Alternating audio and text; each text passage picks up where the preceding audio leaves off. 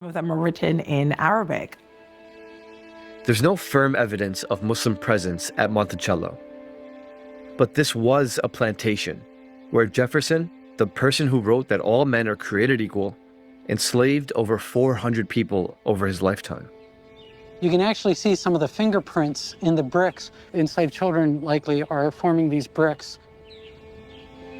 You know, here in the bricks, Oh, wow. young children, Oh, wow. when these bricks were formed 230 years ago. Wow. But it's a brutal system. Yeah. And literally, they're the ones who are making the material that builds this mansion. You don't have Monticello at that time built like this without that enslaved labor that Jefferson is using.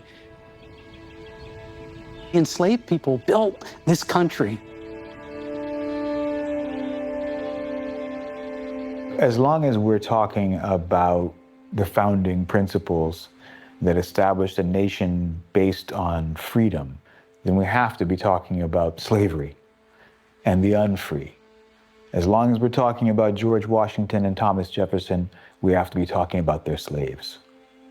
Because any ideas they had about human freedom and how it would flourish, and the conditions in which it would flourish, are immediately contradicted by the fact that they held slaves and that the United States becomes, by the mid-19th century, the largest slave society in modern history.